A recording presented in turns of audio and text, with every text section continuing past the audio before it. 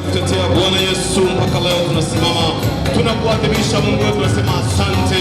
Asante kwa upendo wako mwingi, asante kwa familia zetu, asante kwa nyumba zetu tulikotoka, asante kwa safari tulizosafiri, asante kwa mwendo wa miezi mitatu tangu mwezi wa kwanza umekuwa nasi, mwezi wa pili umekuwa nasi, mwezi wa tatu umekuwa nasi, na huu ni mwezi wa 4 tumeuanza.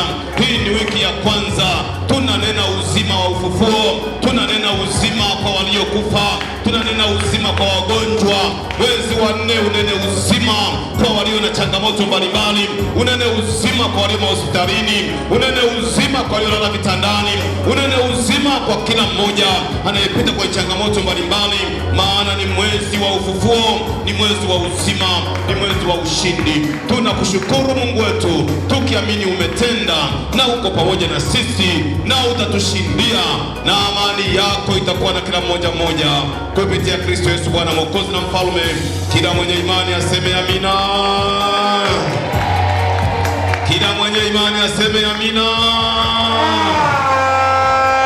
Sijasikia kelele za Pasaka. Haleluya, haleluya tena. Amen, amen. Naomba tukae kila mmoja kwa nafasi yake. Tunayo kila sababu ya kumwadhimisha Mungu na kumshukuru sikukuu hii ya leo ya Pasaka, kwa sababu ya kile ambacho Mungu amefanya kwa ajili yetu. Amina, amina. Kanisa la Bwana, tunaungana na Watanzania wote, tunaungana na wanadamu wote leo, asilimia kubwa tunasherehekea. Nimefurahishwa kusikia hata wengine kwenye mitandao mbalimbali, hata wale ambao ni Waislamu wakisema kwa kweli na sisi tunaitambua Pasaka, kwamba hata Pasaka inahusu sisi Waislamu. Kwa hiyo dunia nzima leo inasherehekea kwamba Yesu amefufuka. Jina la Bwana libarikiwe sana. Yesu amefufuka. Dunia nzima inashangilia ufufuo wa Yesu, inashangilia jambo jipya limetokea. Shughuli zote zimesimama leo na kesho, shughuli zote zinasimama. Maofisi yote ya umma yamefungwa kupisha sherehe za kufufuka kwa Bwana na Mwokozi wetu Yesu Kristo. Jina la Bwana libarikiwe sana. Bwana Yesu asifiwe sana. Nami nawakaribisha wote ambao tumekusanyika siku ya leo kuadhimisha sikukuu hii ya Pasaka mahali hapa. Jisikie amani, jisikie furaha, jisikie kushangilia na Yesu amefufuka. Bwana Yesu asifiwe. Tunasema hayumo tena kaburini, yu hai. Yesu yu hai. Mwambie mwenzako yeye Mwokozi wetu yu hai. Mwambie ni yeye pekee aliyeshinda kifo na mauti. Wengine wote wafuasi waliowafuata mauti iliwameza. Wote mauti iliwameza, wamenyamaza. Lakini ni mfalme mmoja tu anaitwa Yesu ameshinda kifo na nini? Wakristo wote tunatembea kifua mbele tukimwadhimisha Yesu. Hatuna hofu wala mashaka tunapomshangilia, tunaamini yu hai. Bwana Yesu asifiwe. Na yuko nasi na ameahidi kuwa nasi wakati wote. Nao mbalimbali TikTok, wanaotufuatilia YouTube na maeneo na kwenye mitandao mingine ya kijamii, maana ibada zetu sasa zinaonekana live, na ndio mpango tulionao kwamba tuendelee kufanya hivyo sasa ziwe live kabisa. Jina la Bwana libarikiwe sana. Tuihubiri dunia, tuifikie dunia, watu wote wajue kwamba Mungu yupo na anafanya kazi pamoja nasi. Jina la Bwana libarikiwe sana. Kuna mtu mmoja amenipigia simu Dodoma, akaniambia jamani, tunafuatilia ibada zenu, hata sisi ambao wakati mwingine tunashindwa kupata muda wa kwenda kanisani, tunabarikiwa kupitia YouTube tunapoona ibada inapofanyika. Na akaniambia wapelekee salamu wapendwa wote, wasalimie, waambie tunawafuatilia na tunabarikiwa kuona maendeleo ya kanisa letu linavyoendelea. Jina la Bwana libarikiwe sana. Kwa hiyo mitandao imerahisisha ufikiaji wa watu, ili kwamba siku ile ya mwisho asiwepo mtu mwenye kisingizio kwamba mimi sikusikia.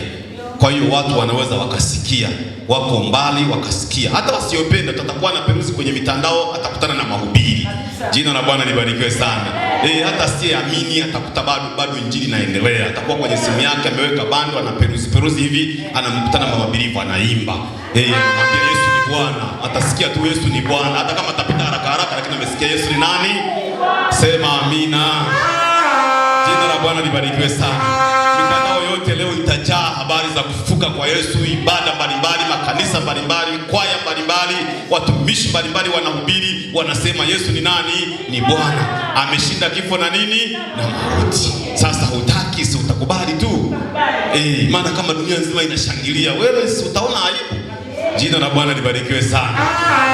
Kwa hiyo kila mmoja aendelee kutumia akili zake na uwezo wake kusapoti mpango huo tulionao. Nafikiri wale walio kwenye grupu la kanisa tumeshawaweka mpango huo, na tunashukuru kwa wale wanaoendelea kusapoti mpango huo ili tuhakikishe kwamba tunaenda hewani kisawasawa. Jina la Bwana libarikiwe sana. Ujumbe wa leo unasema jiwe limeondolewa. Sema jiwe limeondolewa. Jina la Bwana libarikiwe sana. Mgeukie mwenzako mwambie jiwe limeondoka. Haleluya. Jiwe hili mimi nimelitafsiri kama kizuizi, kwamba kizuizi chako kimeondoka. Kizuizi chako hakipo tena. Ni wakati wa wewe kuinuka na kutembea kama Yesu aliyefufuka, ukatembea ukayaendea maono yako, kwa sababu aliyefufuka ameondoa jiwe. Jina la Bwana libarikiwe sana. Jina la Bwana libarikiwe sana. Na leo naamini hapa iko nguvu ya Yesu wa Pasaka. Nachompendea Yesu wetu ni kwamba kila tukio yeye huenda na kila tukio. Tuseme amina. Tuseme amina. Kila tukio Yesu huendana nalo, kwa sababu ni Bwana wa kila jambo. Yeye ni mfalme wa kila jambo. Kwa hiyo hakuna kinachomwekea mipaka. Jina la Bwana libarikiwe sana. Hakuna kinachomzuia, hakuna kinachoweza kumlimit, kumwekea mipaka kwamba hapa usiende, hapa usifanye. Yeye ni Bwana wa kila jambo. Jina la Bwana libarikiwe sana. Yeye tabibu aliye juu ya matabibu wote. Haleluya, haleluya. Kwa hiyo kila mazingira Yesu anachukua nafasi ya utawala. Yeye yuko juu ya kila jambo. Sema amina. Ni wewe tu ukishindwa kumpa nafasi, basi ni hasara yako, lakini yeye yuko tayari. Kila unachoona kimeinuka mbele yako, yeye ni mkuu wa hicho. Kwa hiyo ukitaja jina la Yesu, kila kitu kinanyamaza na kinapiga saruti, kinasema tunakutambua, kinasema tunakujua, wewe ndiye mkubwa wetu. Jina la Bwana libarikiwe sana. Maana hata alipoanza huduma zake, kila alikopita, hata mapepo yaliyokuwa yanatisha, yanaogopesha watu, kila alipokuwa anamkutana yanapiga saruti, yanasema tunakufahamu, wewe ni mkubwa, wewe ndiye Mungu, tunakuelewa. Jina la Bwana libarikiwe sana. Kwa hiyo hata hayo magonjwa yaambie yuko tabibu, hizo changamoto ziambie yuko msuluhishi, yuko mshauri wa ajabu. Yaliyoshindikana, yeye ni mshauri wa ajabu. Pale ambapo kuna changamoto, yeye ni Mungu mwenye nguvu. Ni kipi kinachanganya maisha yako? Yesu yu hai.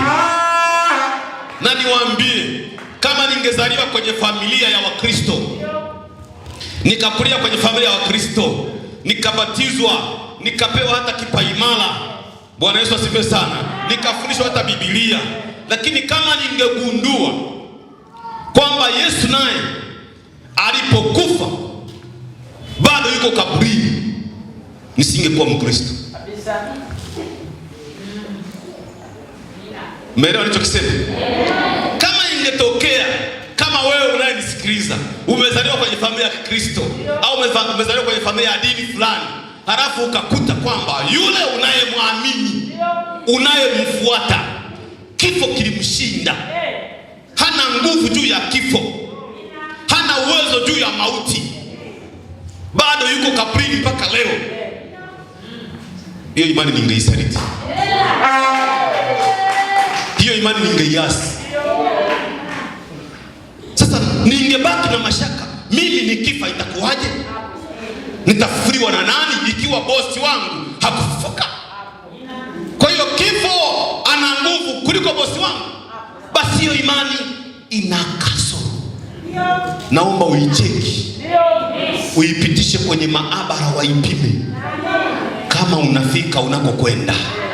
Wakristo tuna ujasiri. Wakristo tuna ujasiri.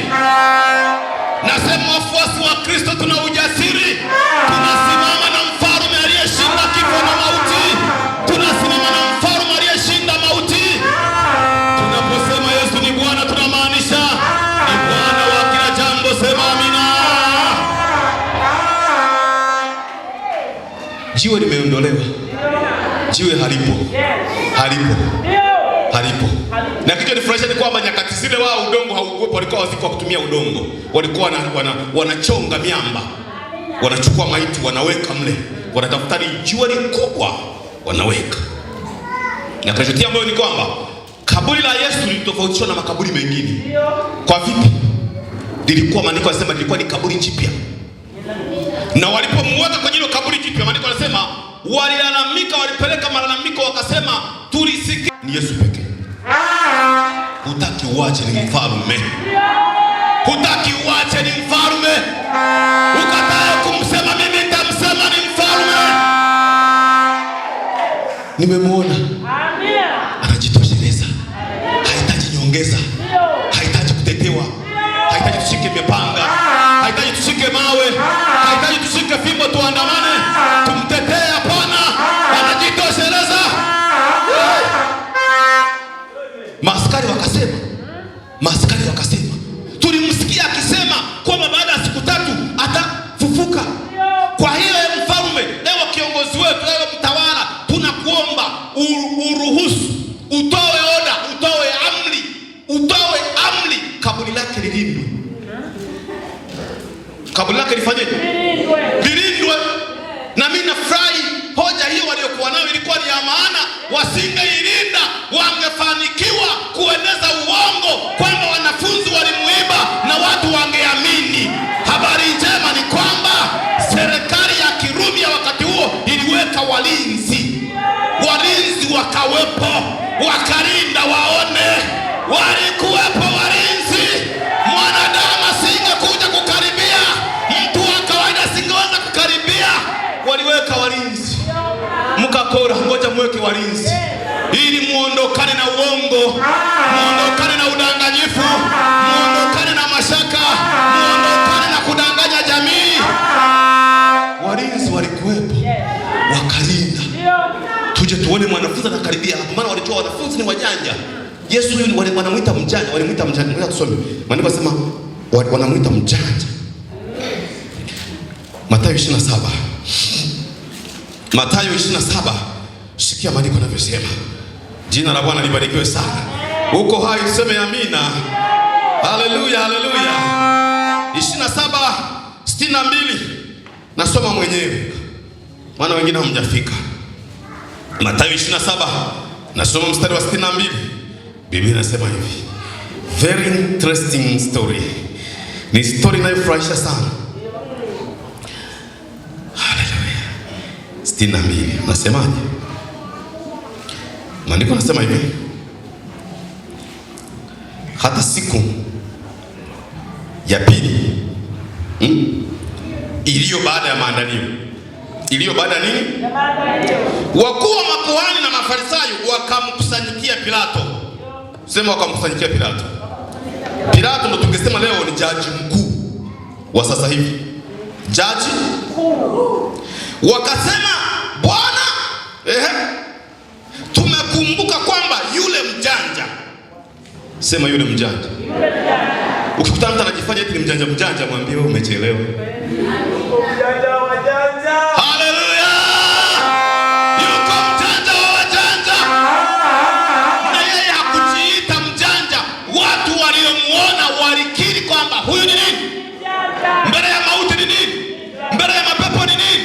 Mbele ya magonjwa ni nini? Mbele ya changamoto ni nini? Mbele ya vikwazo ni nini? Yesu ni mjanja, mpigie makofi na vigelegele kama uko hai. Kama unampenda mshangilie huyo mjanja.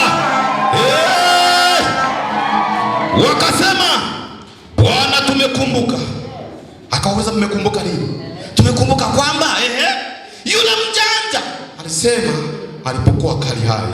Hapo ameshamuua, yuko mtini.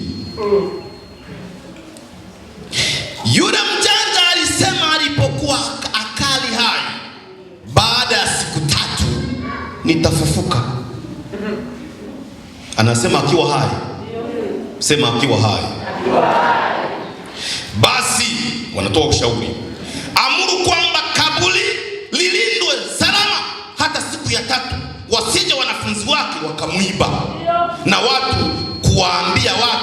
na kuwaambia watu amefufuka katika wafu, na udanganyifu wa mwisho utapita ule wa kwanza. Mnanisikia kanisa? Amen. Kanisa mnanisikia? Ukiona mtu ana mashaka na Yesu, mwambie ni sababu zako mwenyewe. Serikali yenyewe ilimshtukia mapema, ikasema hapana, huyu mtu alisema atafufuka siku ya tatu. Kwa hiyo ni mpango walioupanga na wanafunzi wake kwamba waje kudanganya jamii, waje wamchukue, wamtoe humo, waende wamfiche, halafu wasema amefufuka. Wakasema tumelikumbuka hilo, sisi ni wajanja bwana. Amen. Halafu wakasahau kwamba kuna mjanja kwa sisi, wakamuita na wao mjanja.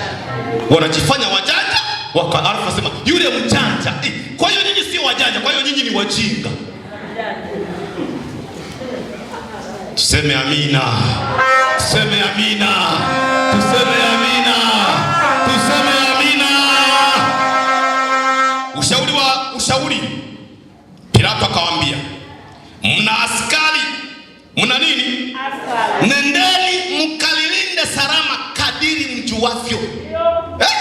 Kadiri anawapa oda, nenda mkalinde kadiri, manake kwa taratibu zote za kiusalama mkalinde. Manake ukisikia kadiri mjuavyo, ina maana kuna wakukaa pale karibu kwenye nani, na kuna wakukaa mita kadhaa kama wavizi yao. Ikitokea huyu akatokea huku simuone, hawa simuone, yule atamuona. Ikitokea huyu akatokea huku atamuona, huku atamuona. Kwa hiyo ukawepo ulinzi kamilifu. Sema ulinzi kamilifu.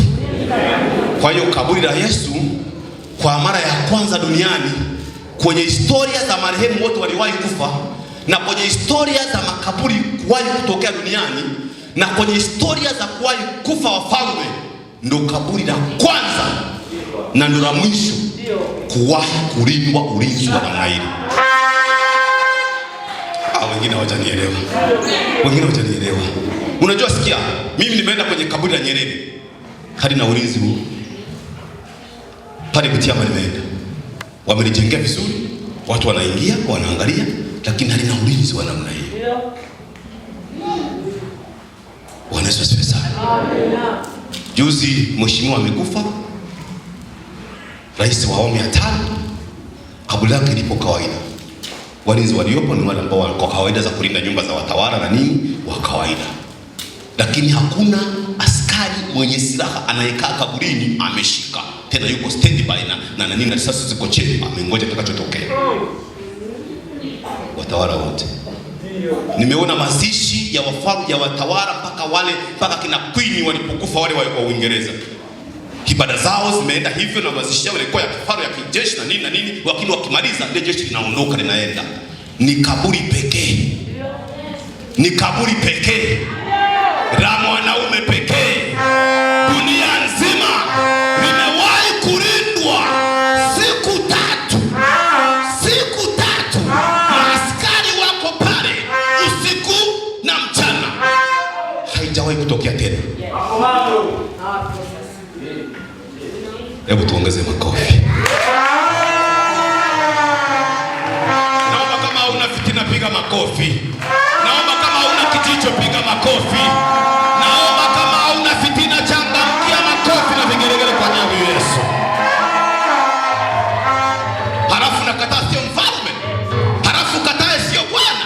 Halafu katae sio mfalme. Unakataaje? Akarindwa. Naomba niendelee. Sema amina. Sema endelea mtume. Leo mimi mtume. Sema endelea mtume. Jina la Bwana libarikiwe sana.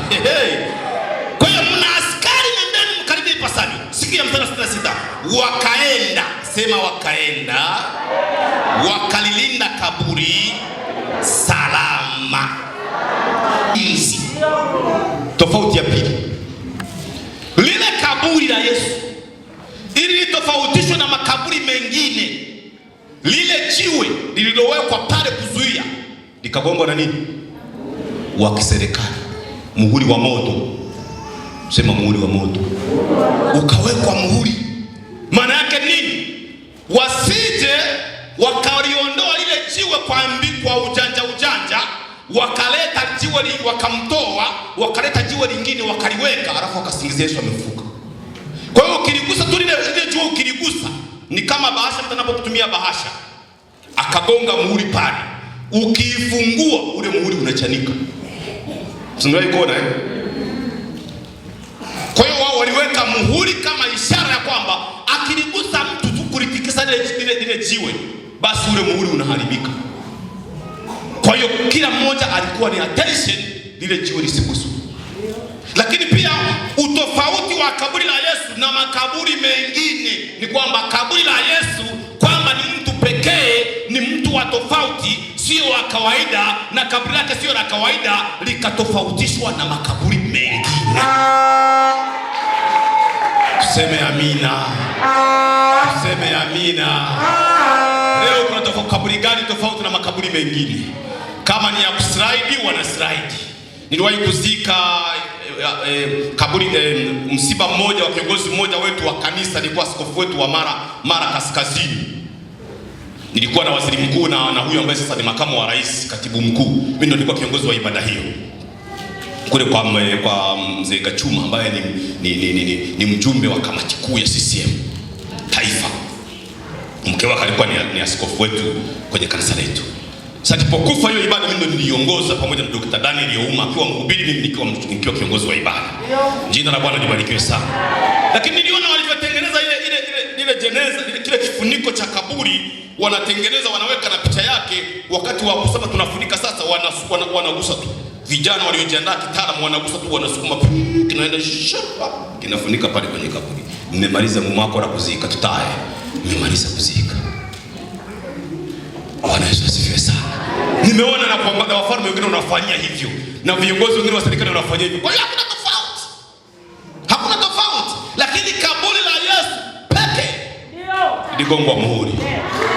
Liligongwa muhuri. Hizo ni ishara za kwamba muamini, msipoamini direct, mnaamini indirect kwamba huyu ni mtu wa tofauti. Sio binadamu wa kawaida huyu. Wote wanaogopa, wote wana msisimko, wote wanahangaika. Kuna nini kimetokea duniani? Huyu si mtu wa kawaida. Yesu hakuwa mtu wa kawaida. Tuseme amina. Tuseme amina. Twende 28. Twende 28:1. Mathayo hiyo. Nikuonyeshe kilichotokea. 28:1, alafu nikwambie jiwe lilivyoondolewa. Sema amina. Amen. Si wamemaliza kuzika? Si wameweka muhuri? Maaskari si wamezunguka? Bunduki si wamezishikilia? Upinde na mishale tayari. Atakayetokea wale wake anapigwa. Wakakaa hapo wakalinda. Hata Sabato ilipokwisha, mstari wa kwanza unazungumza 28. Ilikipambazuka siku ya kwanza ya juma, Mariamu Magdalena na Mariamu yule wa pili walikwenda kulitazama kaburi. Jina la Bwana libarikiwe sana. Jina la Yesu lisifiwe sana. Wamama, Mungu awabariki. Amen. Wamama, haleluya. Wamama, Mungu awabariki. Wababa na ninyi Mungu awabariki. Mpo? Wababa mpo? Mnasinzia? Mungu awabariki wababa. Hebu nione mikono yenu juu wababa kama mpo hai. Hai. Amen. Haleluya. Wamama, Mungu awabariki. Wamama, nione mikono yenu kama mko hai. Mungu awabariki sana. Akina Mariamu, Mungu awabariki sana. Akina Magdalena, Mungu awabariki sana. Akina Mariamu yule wa pili, Mungu awabariki sana. Walikwenda wa kwanza kwenda kutazama kaburi. Ninyi ndio mliendaga kutazama. Nafikiri ndio maana hata kwenye ibada wa mama ni wengi kuliko wanaume. Wamama wanampenda Yesu. Ukiona mwanamke ampendi Yesu, muulize wewe ulizaliwa na nani? Tuna mashaka na wewe. Wewe ulitokea wapi? Jina la Bwana libarikiwe sana. Ukiona mwanamke ni mvivu kanisani, jiulize huyu mama alitokana na nini? Imani yake imeanzia wapi? Jina la Bwana libarikiwe sana. Sabato ilipokuwa inapambazuka siku ya kwanza ya juma, Mariamu Magdalena na Mariamu yule wa pili walikwenda kulitazama kaburi. Asante sana wamama kufuatilia maisha ya Yesu hata alipoenda kaburini hamkuchoka. Na tazama, palikuwa na tetemeko kubwa la nchi, kwa sababu malaika wa Bwana alishuka kutoka mbinguni. Akaja, sema akaja, twende pamoja. Akaja, akalivingilisha jiwe, lile jiwe akalikalia. Malaika wa Bwana alishuka, turudie wote, kutoka mbinguni. Akaja, akalivingirisha lile jiwe, akalikalia. Ujumbe wangu uko hapo, tuseme amina. Ujumbe wangu uko hapo, tuseme amina. Kulitokea nini? Mstari wa 3. Na sura yake ilikuwa kama umeme, na mavazi yake meupe kama theluji. Sikia wale wajanja. Na kwa kumwogopa, sema na kwa kumwogopa, wale walinzi, wale maaskari, wale makomando wakatetemeka, wakawa kama wafu.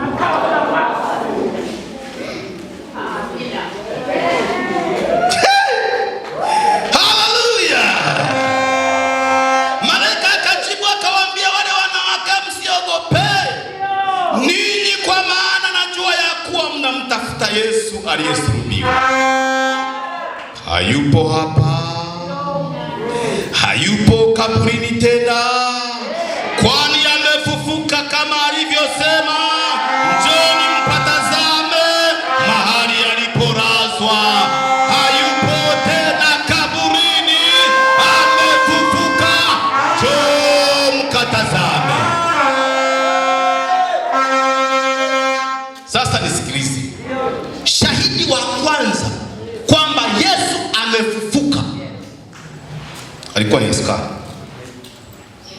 Alikuwa nani? Askari. Shahidi wa kwanza aliyeona kwa macho, kwa sababu walikuwa kama wafu,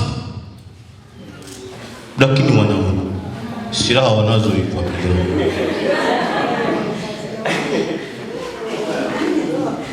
Kama alikuwa ameachama hiyo alibaki, alikuwa amefunga mdomo alibaki, wakawa kama wafu. Malaika wanapita, jiwe wakaliondoa, wakaliweka hapo chini, wakalikalia. Mwanaume akatoka, wanamuona, wanashangaa anavyopendeza, alivyo vizuri, anashangaa, toka yuko sawa, akaondoka. Nini una mashaka wakati Yesu yupo? Aliyeshinda kifo, akashinda mauti, akashinda walinzi, akashinda jiwe, yu hai na leo anaweza na leo kufanya jambo juu ya ndoa yako. Anaweza na leo kufanya jambo juu ya elimu yako. Anaweza na leo kufanya jambo juu ya familia yako. Anaweza na leo kufanya jambo juu ya afya yako. Msikilize vizuri. Msikilize vizuri. Jiwe halipo tena, limeondoka, na waliolinda wanaona. Hilo ndio limenitia moyo sana. Na aliyeliondoa hakwenda mbali. Hey, sema Amerikalia. Sema Amerikalia. Sema Amerikalia. Na leo Amerikalia. Na leo Amerikalia. Na leo Amerikalia. Msikilize vizuri. Kinachokutesa leo ni mkwara wa shetani. Hujanielewa. Kinachokutesa leo ni mkwara. Jiwe limekaliwa. Lile tatizo limekaliwa. Bado malaika amelikalia pota leo. Ningekuwa na hubiri kwa kungesema alitekelele. Akiseki alishutamile malaika.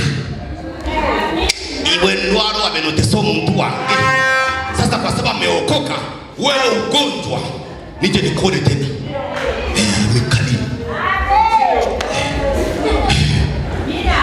Yaani ule mkwara unaoona ni mkwara, ni kelele za mbwa aliyefungwa mnyororo.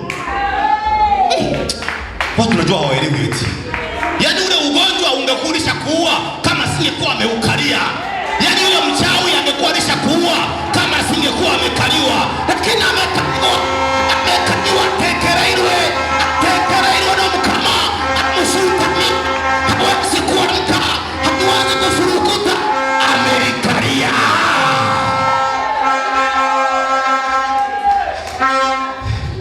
Sasa nikawa najiuliza eti kama walinzi walikuwepo na wamejiandaa kumkamata huyu ameviringisha jiwe na walinzi wapo na akabaka amekalia jiwe, simkamate huyu, simkamate, simnajua kukamata, kamata huyu aliyekalia hiyo jiwe lenu.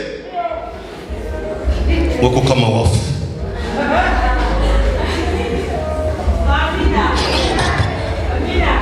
Haleluya, haleluya, haleluya. Nataka nikutangazie leo kwamba jiwe lile, uzito ule, ugumu ule, tabu ile, shida ile, ameikalia malaika ameikalia mpaka leo, aliyefuka ameikalia,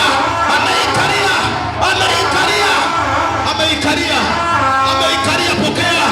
Malaika ukalie, hilo jiwe liondoke. Natamka hilo jiwe liondoke. Natamka katika roho hilo jiwe liondoke. Hilo jiwe la magonjwa liondoke. Yesu alikalia siku ya leo. Yesu alikalia siku ya leo. Yesu aliyefufuka alikalia siku ya leo. Alikalia. Sikia, ni mapenzi ya Mungu. Ni mapenzi ya Mungu kwamba unapokuwa uende shule, usome, uwe na elimu, uwe na ujuzi huo utumike kulisaidia taifa letu, kusaidia familia yako, kusaidia mazingira yako, kusaidia watu waliokuzunguka. Ndio mpango wa Mungu. Tangu unaumbwa, tangu unakuwepo, ndivyo Mungu amepanga. Sikia, adui abajizibanabi wale wabaya nao wanapanga usiwe na akili, uwe mlevi, uvute bangi, uwe maraya, uwe kahaba, upoteze mwelekeo, uishi maisha ya ovyo, uishi maisha ya mateso, uishi maisha ya kujiuza, maisha ya kutembea uchi barabarani, maisha ya kutembea uchi usiku, maisha ya kutembea uchi kwenye njia panda, maisha ya kushinda kwenye bao umeanika kitovu nje. Ndio mpango wa adui. Anakalia kizazi chetu. Kwa jina la Yesu ninatamka katika roho, hadi mawe yaondoke, hadi mawe yaondoke, hadi mawe yatoke. Yesu ayakabie, yasiinuke tena kusumbua uzao wetu, kusumbua vijana wetu, kusumbua ujana wetu, kusumbua watoto wetu, kusumbua kizazi chetu. Sema amina, sema amina. Mpaka utakapoelewa hili ndipo utaanza kuwa mshindi. Nisikilize, mpaka utakapoelewa hili ndio unaanza kuwa ushindi. Ushindi unaanza na uelewa. Ushindi unaanza na utambuzi. Tambua uko mpango wa Mungu kinyume cha mpango wa adui. Uko mpango wa adui unaopingana na mpango wa Mungu. Yesu ndio maana akafufuka. Ndio maana Yesu akafufuka pamoja na walinzi walioweka.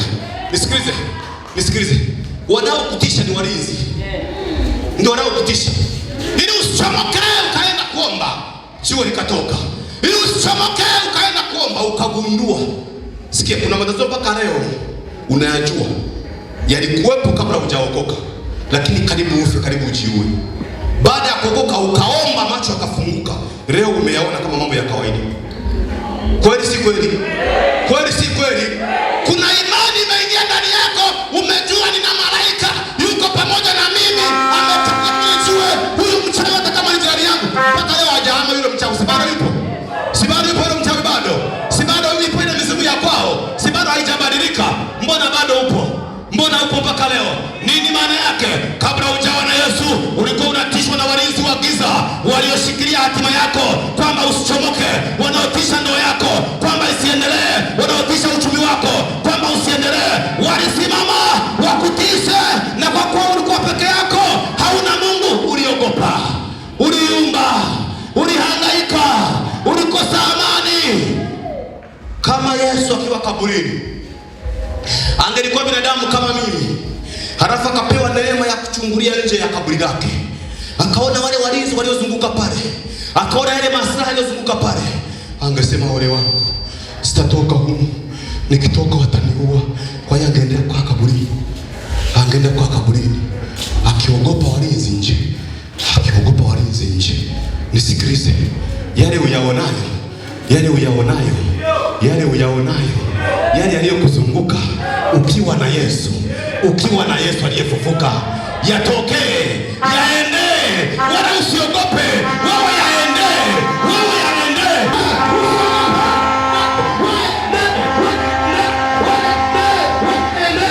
Ni waongo. Oh my God, man.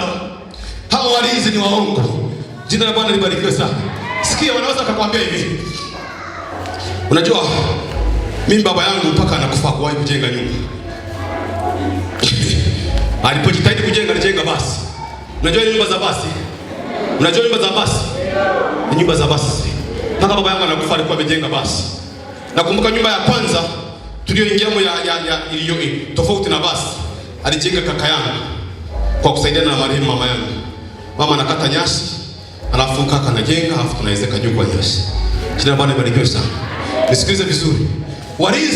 Walinzi wa ukoo. Sema walinzi wa ukoo. Sema maaskari wa ukoo. Sema maaskari wa kabila. Mara nyingi wanasimama, ukitaka kugeuza hivi wanakuambia, huwezi kuzidi baba yako, hakuwahi kujenga nyumba. How comes you build a house? Unajengaje nyumba? Haiwezekani. Wewe ukijaribu kufurukuta mizimu ya familia yenu, nakwambia, kwani mama yako ameolewa na wanaume watatu, wewe unakaje kwa mwanaume huyu? Na wewe toka. Hao ni walinzi wa familia. Nisikilize.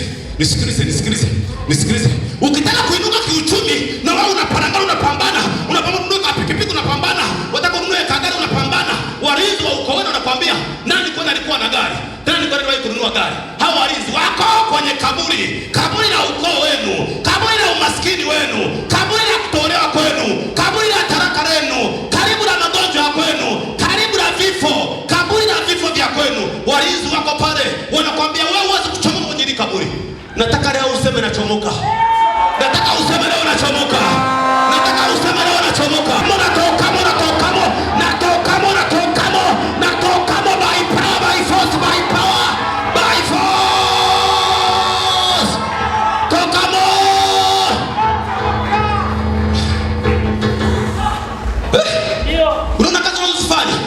Unaona kazi unazofanya? Wanakaa pale nakwambia, kwenu kuanzia baba alikufa na pombe. Alikufa na pombe, ndio kaburi la kwenu. Wanazikwa kwa kujiua kwa sababu ya pombe. Wanazikwa kwa kujiua. Wanakufa na magonjwa ya ukimwi. Wanakufa na magonjwa ya kansa. Ndio laana, ndio kaburi la kwenu. Na walinzi wako pale, na unaona wana silaha, wanakuambia, na wewe huwezi kuchomoka. Huwezi wewe, wanakuambia wewe huwezi. Wewe huwezi. Uko kwenye kanisa unaomba, lakini kila unapoomba unaota nyumbani kwenu. Kila ukiomba unaota nyumba ya kwenu ya kale. Kila ukiomba unaota babu. Kila ukiomba unaota shangazi aliyewahi kufa. Kila ukilala unaota sigara. Kila ukilala unaota pombe. Unaota pombe unakunywa. Unaona unanywa. Ukitoka unakemea, lakini ushtuki. Hao ni walinzi wanakukumbusha, huwezi kuzidi hapa. Wanakuambia huwezi kuzidi hapa. Oh my God. Kwa nini Yesu alikufa? Kwa nini Yesu alikufa? Atoke kaburini, alipewe kaburini, kwenye kaburi la baba, kwenye kaburi la mama, kwenye magonjwa ya bibi, kwenye magonjwa ya ukoo, alichomoa kwenye roho hizo, alichomoa kwenye mauti hizo. Nawe leo uchomoke, nawe leo uchomoke, nawe leo uchomoke. Useme sikai, useme na mimi sikai. Najiungamanisha leo na nguvu ya madhabahu, najiungamanisha leo na nguvu ya madhabahu, najiungamanisha leo na nguvu ya Pasaka, najiungamanisha leo na ushindi wa Pasaka, najiungamanisha leo na neema, najiungamanisha leo na neema ya Pasaka, neema ya Pasaka. Nitoke kwenye hilo kaburi. Nisikilize vizuri, wewe acha mchezo. Wewe unacheza. Haitoshi. Wewe unanisikiliza. Kuokoka tu. Bwana Yesu asifiwe tu. Na kusema nimeokoka hilo na nakwenda kanisani tu, haitoshi kukuchomoa kwenye kaburi. Kama walikuwa kaburi la Yesu, watashingoje kwenda kaburi lako? Watashingoje kuzuia ndoto zako? Watu wanahangaika na vyeti. Watu wanakimbia na vyeti mpaka mtu amezeeka. Nilikuwa nasema mtanazungumza mpaka mtu mmoja amefikia wakati wa kustaafu. Anastaafu, anatafuta kazi. Amefikisha umri wa kustaafu, hatawahi kuajiriwa. Lakini kila siku serikali inatangaza ajira. Kila wakati serikali inatangaza ajira. Ajira zipo. Kwa kila unakoenda vitu vinakataliwa. Kila ukifika unaona nafasi zimejaa. Kila ukienda tunamtafuta tofauti na wewe. Kila ukienda hata unayemzidi sifa anapata ajira. Nani alikuwa ameajiriwa kweli? Nani kweli alikuwa ameajiriwa? Unapambana na vyeti mpaka unachoka. Walinzi wanakuambia no. Hakuna mtu kweli aliwahi kuajiriwa. Wewe unaajiriwaje? Wewe unaajiriwaje? Sawa, ulipambana ukaenda ukapambana ukatuvuka hapo ukasoma ukawa na elimu kuliko wako wewe. Lakini utakufa nazo kwenye sanduku. Unapambana, niko nasomesha. Unalingia na watu, niko nasomesha. Niko na kanisani wewe, niko natafuta karo ya mwanangu. Na kwa hiyo unaacha, niko napambana na parangana. Mwanangu anataka karo. Atamaliza karo. Ana tofautikana na anayechunga mbuzi. Anazidiwa na yule anayeuza mandazi. Anazidiwa na yule ambaye analima mchicha. Yeye anazalisha na ingiza. Wako hata mchicha ajui kuli. Wale kashu. Walinzi wako kwenye ile kaburi wanasema urufuomo hapo ni kutokuwa na elimu, ni ujinga, ndio kaburi lao. Walinzi wanakaa pale na wewe utoke. Na wewe utoke. Ukitaka usiku na rana wanakusomea na vimeno vilivyokula tumbaku vya zamani. Natake. Vinakusomea. Umelala na vinakuletea na tumbaku ndio unavuta kabisa na miaka ya mwaka kanisani na miaka miwili. Nakuletea na pombe. Ndio watu walikuwa wamekuletea na pombe unakunywa hapo. Utake.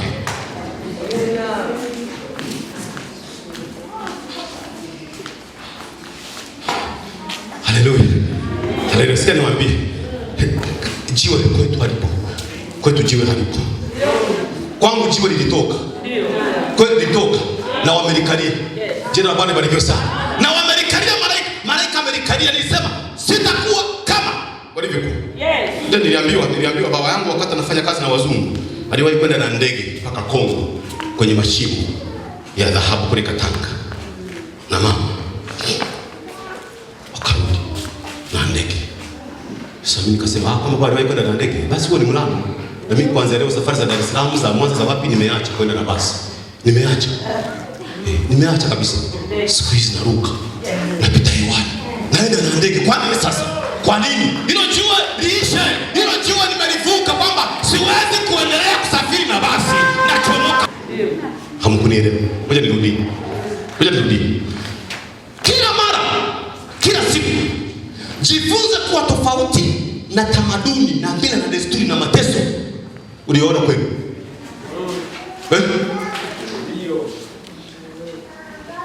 Kuna mtu amenielewa? Sasa mimi amina nisikie. Amen. Sasa mimi amina nisikie. Nashangaa watu wanasema tuna Yesu, na mimi nimeokoka, na mimi nina Yesu, nasikia kichefuchefu. What kind of Jesus do you have? Una Yesu wa aina gani? Una Yesu wa aina gani huyu ambaye bado unazini kama shangazi? Ambaye bado unaimba kama baba mdogo? Ambaye bado unakunywa pombe kama babu? Umemvaa shingoni. Sio kila msalaba. Naomba niliweke sawa mnielewe. Sio kila msalaba watu wamevaa ni msalaba wa Yesu. Sio kila msalaba uko kwenye shingo za watu kwamba ni msalaba wa Yesu. Hapana. Ilikuwa ni desturi ya Warumi nyakati hizo kusurubisha watu kwenye miti. Na hiyo miti ilikaa kama msalaba. Hata wakati Yesu anahukumiwa, jana yake walikuwa wamehukumiwa wengine wawili. Wezi. Baraba akaachiliwa kwa msamaha wa Yesu. Yule mwingine akabaki. Akawafuata mwingine ambaye juzi alikuwa naye amehukumiwa juzi. Kwa hiyo wakati Yesu anaenda kupandishwa juu, walikuwa wameshatanguliza wengine wawili. Wote walikuwa msalabani. Sio kila aliyevaa mtu aliyesulubiwa mtini wakati anakunywa pombe ukamlaumu kwamba amemvaa Yesu. Hapana, usimlaumu. Sio kila mtu unayemwona amevaa msalaba una Yesu, una picha ya mtu, halafu yuko kwenye guest anazini, ukamlaumu kwamba anampeleka Yesu kwenye guest. Sio Yesu. Sio Yesu. Si mwenyewe. Tiliwe kwa lugha ya kwetu, sio mwenyewe. Walikuwepo wawili, Yesu katikati. Sasa labda umuulize kwanza, umevaa nani kati ya hao watatu? Umuulize umevaa nani kati ya hao watatu? Maana watu wanaye Yesu wako kwenye baa, wamevaa sapuri na mtu juu, wako kwenye ulevi, wako kwenye wizi, ameshika silaha porini, amevizia gari kuua na kuteka. Kama unavyosikia kwenye barabara inaenda Kigoma, watu wanateka. Barabara ilikuwa inaenda nani kule, watu wanateka, wanaua watu, wanakamata watu, wanawatesa watu, wanawaua watu, na wamevaa, ukiona wanaona wamevaa mtu eti ni Mungu, eti kwenye msalaba. What kind of that? Niliweke sawa. Si wote waliovaa mtu aliyesulubiwa kwenye mti kwamba ni Yesu. Waliomvaa Yesu wamebadilika. Waliofanikiwa kukutana na Yesu, wote waliofanikiwa, wote waliofanikiwa kukutana na huyo Yesu, totally they were changed. Walibadilika completely, walibadilika kabisa. Kama walikuwa wezi, wizi wameacha. Kama walikuwa wazinzi, uzinzi wameacha. Kama walikuwa walevi, ulevi wameacha. Kama walikuwa wambea, umbea wameacha. Kama walikuwa wagomvi, ugomvi wameacha. Umeacha. Wewe umeacha. Umeacha. Halo. Umeacha. Right leo ungekutana naye. Hata Sauli alikuwa anatisha. Yes, Sauli alikuwa anatisha. Anachukua vibali kwa serikali, anaenda kukamata watu, anawaua, anawafunga, anawatia pingu. Siku moja akiwa kwenye barabara ya Dameski, anaenda kuwakamata, katikati ya njia akamkutana. Sema akamkutana. You know what happened? Unajua kilichotokea? Akitoka juu ya punda na ulinzi aliyokuwa nao na msafara aliyokuwa nao kama bosi, alitoka juu ya punda, akajipiga chini, kwenda kugeuza kichwa, macho hayaoni, kwenda kugeuza hivi, giza limetanda, kwenda kugeuka huku, hakuna mlinzi, hakuna punda, hakuna jua, hakuna chochote. Nini kimetokea? Hajui. Akiwa anatafakari anasema, ole wangu nturambungia mbwenu nakusa. Wale wasioelewa kiruka nimemaanisha hivi, alikuwa anasema ole wangu, siku zote natembeza, nilivyokuwa navitembeza vimekosa soko, leo nimeviuza. Jina la Bwana libarikiwe sana. Nisaidie kusema amina. Akiwa kwenye wasiwasi huo, akatokea mwanaume wa wanaume, akatokea simba wa kabila ya Yuda, akatokea mfalme wa wafalme, akamwambia Sauli, kwa nini unaniudhi? Akasema, wewe nani Bwana? Akamwambia, mimi ni Yesu naye niudhi. Mbona sijawahi kukutana na wewe? Yesu akamwambia, unapoudhi kanisa. Wewe unayeliudhi kanisa. Wewe unanenea vibaya watumishi. Wewe unanitazama kwenye mtandao wewe. Unaekaa ukazungumza vibaya watumishi. Wewe unasema vibaya kanisa, anakore. Wewe. Subiri dawa yako iko jikoni na chemka. Usipojisalimisha leo, ukamwamini Yesu, ukakubali kuokoka, dawa yako inachemka. Unacheza na Yesu, unacheza na watumishi. Unaponyenyeza sisi, ukatusema vibaya, unamsema aliyetutuma. Hata Yesu sijakwambia wewe. Sema amina. Sema Pasaka oye. Sema Pasaka imeshiba hii. Sema Pasaka inajitosheleza hii. Haleluya. Nisikilize. Akamwambia, inuka uende kwa wale waliokuwa na watesa. Inuka uende kule. Sikiliza. Wakati mwingine laana zenu zinasababisha unasababishwa na maneno mliowasemea watumishi. Mwende kwao, mrudi kwetu. Muje kwetu tuwaponye. Si mnasema tunapenda sadaka, uzilete tukuombe. Si ndio mnavyosema mko mmeshakunywa bia, mmekaa kwenye sturu ndefu, mmekaa na maraya. Sawa, wanataka sadaka. Walikosa kazi ya kufanya. Hapa kuna masters imekaa bwana. Usifikiri tu hapa hatuna kazi ya kufanya. We can do more than you do. We can teach you even English. Wewe hujui tu. Sema amina. Sema amina. Sasa. Kwa unafikiri tumekosa kazi? Unaweza kukosa kazi ya kufanya ukavaa suti kama hii. Unakosa kazi ya kufanya. Unaweza kuvaa suti kama mzee wa kanisa hapo amekosa kazi ya kufanya. Sema amina. Sema amina. Niachie hiyo. Nilikuwa namaanisha nini? Wote waliokutana na Yesu, wote niamsema wote waliokutana na Yesu walibadilika. Aliwasaga saka. Badilisha. Sio niachie hapo. Niongeze kingine. Niongeze kingine. Sema amina. Sema amina. Sema Pasaka oya. Sasa sikia nimalizie. Bwana Yesu asifiwe sana. Kwa hiyo walipomsulubisha Yesu, walipomweka kaburini, wakaweka na walinzi, wakaweka na muhuri kwenye kizuizi. Kizuizi, sema kizuizi. Wakaweka muhuri. Kumbe kaburi halikuwa na maana sana. Cha maana sana kilikuwa ni nini? Kizuizi. Sema kizuizi. Kizuizi ndio kiliwekwa muhuri na walinzi walilinda pale kwenye kizuizi usitoke. Mpenyo. Mwambie mwenzako mpenyo. Mara zote adui hupambana na kuzuia mpenyo wako. Sio mengine. Anapambana na mpenyo. Sema mpenyo. Hapa na kufungua macho uone. Adui hapambani na unene wako. Wala haimtishi. Adui hapambani na sura yako. Hana shida na safari zako za kanisani kila siku unaenda. Yeye anapambana na mpenyo. Unakaa umezuiliwa, umewekewa jiwe. Jiwe limekaa pale limezuia.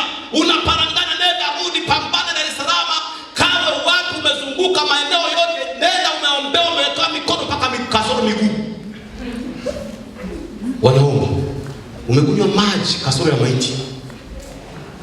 Kila maji wanasema yanabariki, unaenda unakunywa. Kila mafuta kasoro ya ngiri. Ndio mbaya kama unataka kupaka na nguru. Na yake mafuta, lakini shida iko pale. Shida iko pale. Shida ni nini? Adui yako anapambana na nini? Pale kwenye kutokea pale. Walilinda mlango wa kutokea usitoke. Leo nakutumia malaika.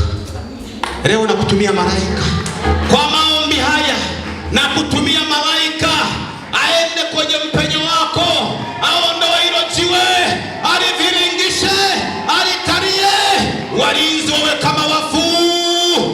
Kuanzia mwezi wa 4 ukaone mpenyo katika jina la Yesu.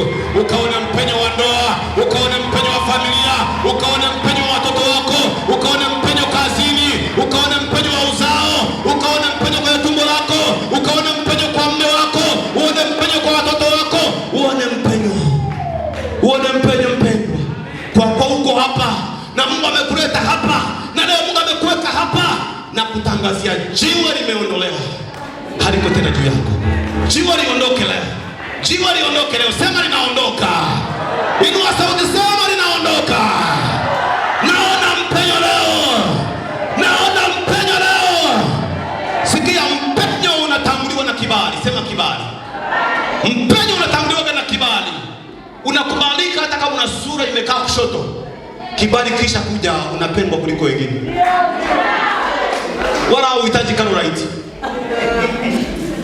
Wala uhitaji Carolite. Hata kama sura imekaa mfano wa tafadhali nipigie. Hauhitaji. Kibali kikiwepo, Esther aliyekuwa mkimbizi. Alipata kibali kuliko wazao.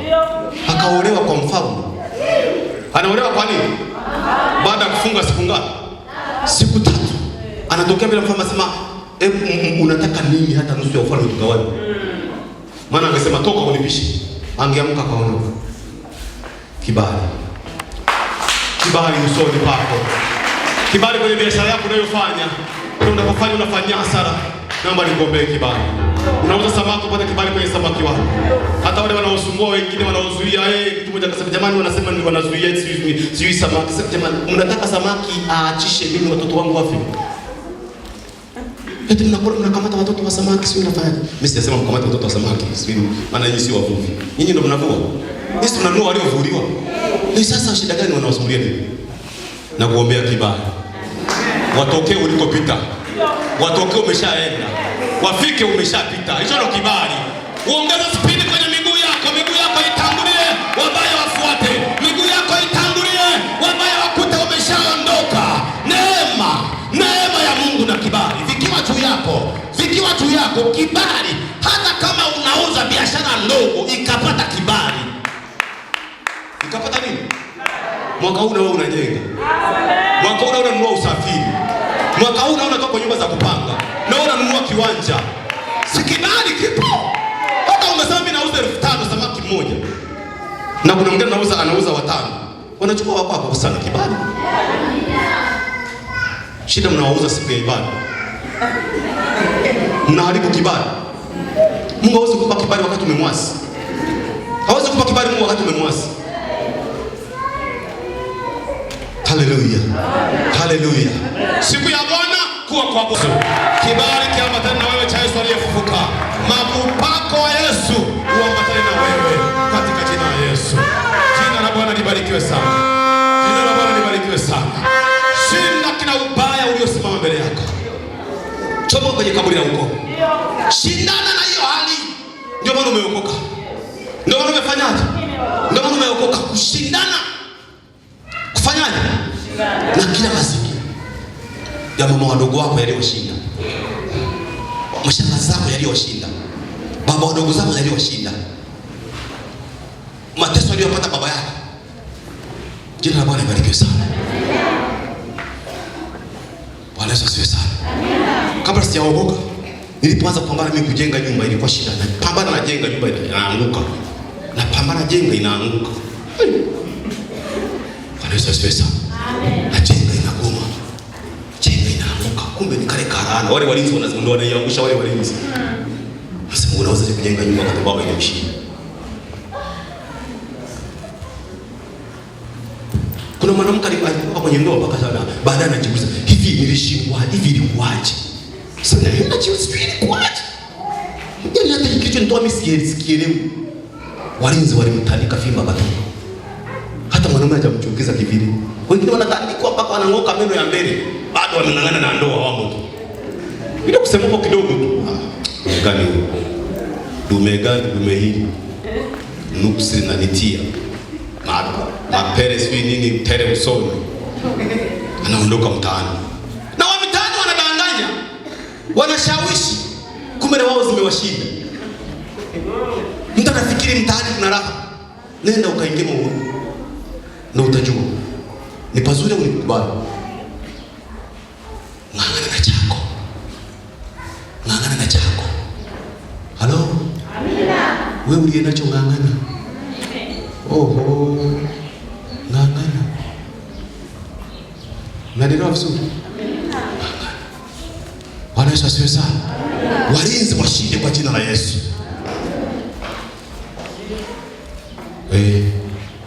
Uvuke mipaka ili ujue umeokoka. Uvuke nini? Mipaka. Ile kaburi ufanyaje? Toke. Wale walinzi ufanyaje? Wapo, unawaona, hawana madhara na wewe. Amina. Wewe unatisha. Nguvu ya Mungu ikuwezeshe utishe. Utishe. Hautahama ukoo wenu, utafanikiwa humo kwenye ukoo wenu. Hautahama mtaa wako, utafanikiwa humo kwenye mtaa wako. Ndio maana malaika alipoviringisha jiwe hakulipeleka mbali, aliliweka hapo hapo akalikalia. Na walinzi wapo wakawa kama wafu, na jiwe lipo lakini kaburi liko wazi. Toka, nenda ukafanikiwe. Toka, nenda ukaolewe. Toka, nenda ukaoe. Toka, nenda ukafanye biashara. Toka, nenda ukawa na ndoa nzuri. Nenda ukafanikiwe. Yesu amemaliza yote. Alipokuwa msalabani, hitimisha neno lake, alisema imekwisha, imekwisha, imekwisha. Neno imekwisha lilikuwa halimaanishi mateso yake yameisha. Neno imekwisha lilikuwa halimaanishi dunia imeisha. Alisema imekwisha, sasa muwe huru. Kilichotokea cha kwanza, pazia la hekalu likafanyaje? Shwa, likapasuka toka juu mpaka chini, kwa maana ya kwamba kilichokuzuia wewe kumfikia Mungu kimeondoka. Kilichozuia ukoo wenu kuokoka kimeisha. Kilichozuia wewe usiolewe kimeisha. Kilichozuia wewe usifanikiwe kimeisha. Kilichozuia wewe usipige hatua ya mafanikio kimeisha. Kilichozuia koo zile zisipeleke watoto shule wakasoma wakafanikiwa kimeisha. Sasa kila mmoja akafikie ndoto zake, akafikie malengo yake, akafikie makusudi ya moyo wake, akatimize kusudi la maisha yake katika jina la nani? Pigie Bwana Yesu makofi na vigelegele. Naomba usimame. Hata sasa yatiririka, ikitiririka tunapona, ikitiririka tufunguliwa. Oh, ya damu ya Kalvari, hata sasa yatiririka, kila mmoja imba, imba damu yatiririka, imba damu ya Kalvari. Hata sasa imba damu ya Yesu, damu yatiririka.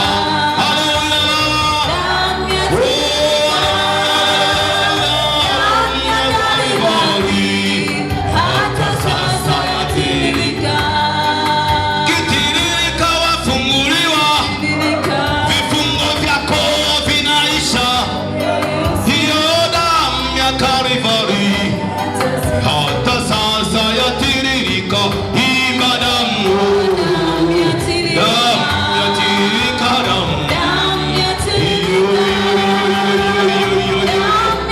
Hebu iruhusu itembee, iruhusu itembee, iruhusu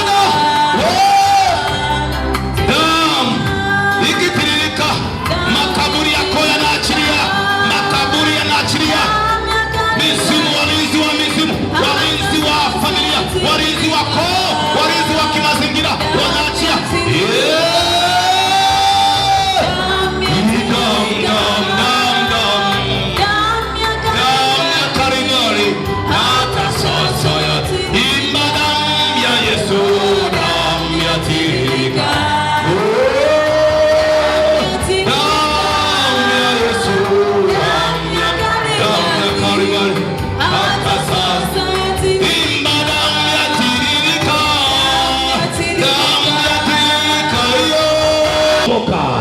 Kwenye kaburi la ukoo wetu na chomoka leo kwenye mateka ya walinzi wa umaskini, umaskini, roho za ukoo, roho za familia, mateso ya familia yetu, mateso ya jamii yetu, kwa jina la Yesu, kwa jina la Yesu. Ewe jiwe uliyezuilia mpenyo wangu, toka, toka, toka, toka. Yes, tuliza muziki. Yes, haya, nazungumza na kila falme ambazo zinajua zimekushikilia, zimekukamatilia. Yesu amesema imekwisha. Wewe pepo huwezi kushindana na tangazo la Yesu. Yesu ameshatangaza, mama huyu ameachiliwa, familia hii imeachiliwa, watoto hawa wameachiliwa, familia hii imeachiliwa. Nami kwa mamlaka ya jina la Yesu natangaza kuachiliwa. ambao ndoa zimekuwa ngumu, waite wachomoke kwenye hiyo shida la mateso, walioshuhuda, wanaopita kwenye moto, wanaopita kwenye moto, karabosha karabo, waite naita nguvu ya Mungu, nguvu ya Mungu ikuvushe mwanangu, nguvu ya Mungu ikusimamia, nguvu ya Mungu ikutetea. Yesu wa Pasaka, nguvu ya upako wa Pasaka ichomoe mume wako kwenye mateso, ichomoe watoto wako kwenye magonjwa, ichomoe afya yako kwenye maonevu, kwa jina la Yesu. Wanaangalia omba, naona nguvu ya Mungu inakusaidia, naona nguvu ya Mungu inakusaidia, naona nguvu ya Mungu inakusaidia, naona nguvu ya Mungu inakusaidia, naona nguvu ya Mungu inakusaidia. Sema na chomoka humo, toka kwenye walinzi wa ukoo wenu, wanaozuia watu wasiolewe, wanaozuia ndoa, wanaozuia watoto wasifanye kazi, wanaozuia wokovu, wanaosababisha ulevi, pepo la ulevi kwenye familia, pepo la uzinzi kwenye familia, pepo la ushirikina kwenye familia, pepo la umaskini, pepo la umbea, pepo la hasira, pepo la hasira, pepo la magonjwa, pepo la ujinga, kwa jina la Yesu kataa.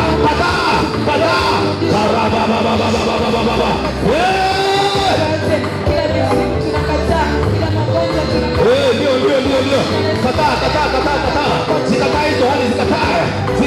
Liondoke. Ndoa yangu iachiliwe. Na kwangu liondoke. Mume wangu aachiliwe. Na kwangu liondoke. Wazazi wangu waachiliwe. Na kwangu liondoke. Watoto wangu waachiliwe. Na kwangu liondoke. Kazi zangu ziachiliwe. Huduma yangu iachiliwe. Na kwangu liondoke. Kwa jina la Yesu Kristo. Niachie kwa jina.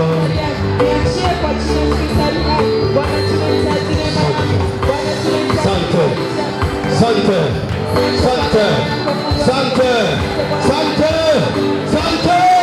Asante Bwana, asante kwa msalabani, asante kutufia.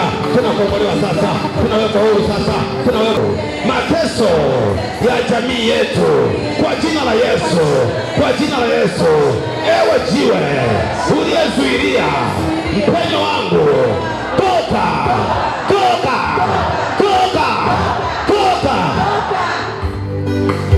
Yes. Tuliza mziki. Yes. Haya. Nazungumza na kila falme ambazo zinajua zimekushikilia, zimekukamatilia. Yesu amesema imekwisha.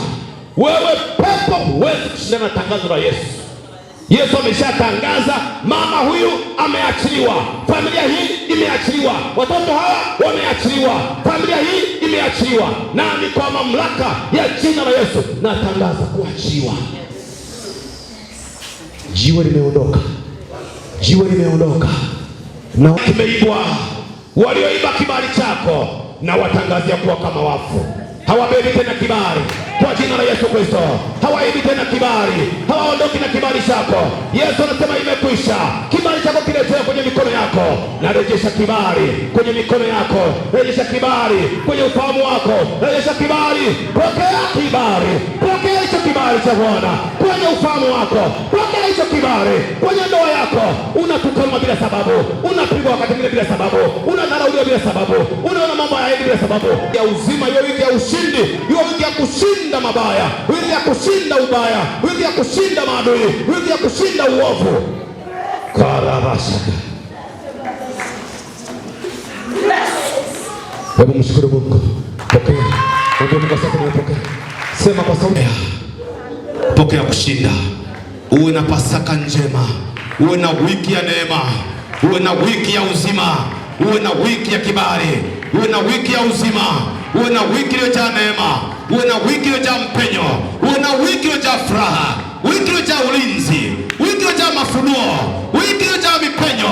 Simu njema upokee. Pokea simu njema. Watu wakupigia simu njema, simu za furaha, simu za shangwe, simu za baraka. Nafuta hukumu, natangaza imekwisha. Yaliyonenwa juu yako mabaya, magonjwa yamekwisha. Hutakufa kwa sababu ya ugonjwa huo, bali utaishi na usimulie matendo makubwa ya Mungu. Natangaza jiwe limeondoka, ndoa yako inakuwa na amani kuanzia sasa kwa jina la Yesu Kristo. Kibali kitawale maisha yako katika jina la Mungu Baba, Mungu Mwana, Mungu Roho Mtakatifu. Naomba na kutamka neema juu yako. Amina.